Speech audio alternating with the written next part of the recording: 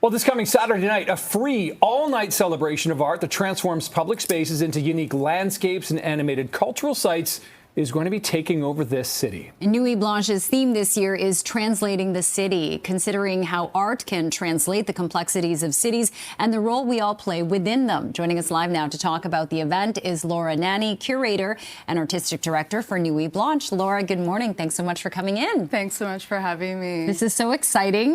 Nuit Blanche now in its 19th year, and I must say I feel like the theme this year is so on par with a reflection of what Toronto is, a city where more than 200 languages are spoken.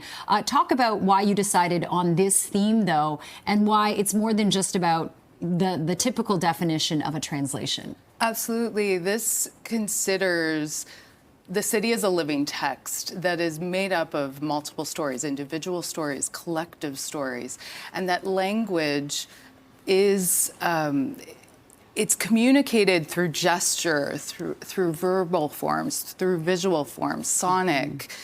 We are made up of, as a city, so many elements: the people, the nature, the buildings, the architecture, history. And so it considers all those layers. And it's interesting, to extend the metaphor even further, Laura, if the three of us are standing in front of a work or a piece of art, we may all translate or understand it a little bit differently, which sort of takes it to another level as well, that art really is an individual experience in some cases. Absolutely. And so much of Nuit Blanche is about experience. It's experiential, participatory.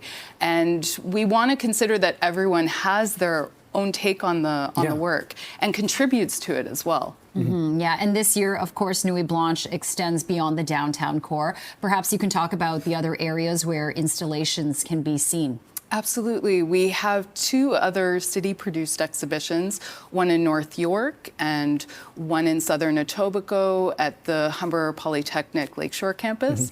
And then throughout the city, major institutions and independent projects fill out what is a citywide experience. That's pretty amazing. And Laura, for you, this is pretty personal as well, because you've been an artist in Nuit Blanche. Now you're kind of the top dog, as it were, the creative director. What's that like, your own personal evolution, and then seeing just Nuit Blanche evolve as well? Absolutely. I think that the Nuit Blanche is responsive to the city because that is the landscape that we're engaging with, every inch of it. And just as the city transforms, the event transforms as well, and vice versa.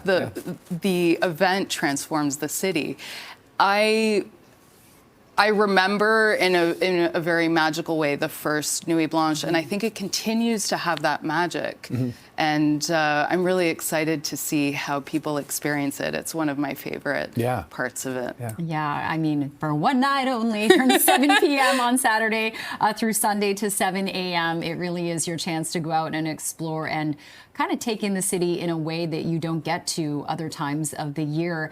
Talk about those immersive experiences, because I understand that people can kind of participate with some of the installations. Absolutely. In North York, for example, collective composition exhibition that I've curated, there are opportunities with the Dreamweave, Blessel Bouon's work, to contribute to a tapestry that over the course of the night will take over the atrium of the Central Library. Cool. And people will weave their dreams, their hopes for the future of the city and the world, and hopefully manifest what we can make of the future. It's very much about possibility. There are also works where you become immersed and become part of the work. Whether that be a multidisciplinary installation on the Mel Lastman Square stage or on Yonge Street. Well, Laura, it sounds like you've curated an absolutely remarkable Nuit Blanche. Good luck for it coming this weekend, and pleasure to meet you this morning. Thanks so much for being here. Wonderful meeting. Thank you so much. Thanks so much, Laura. Appreciate it.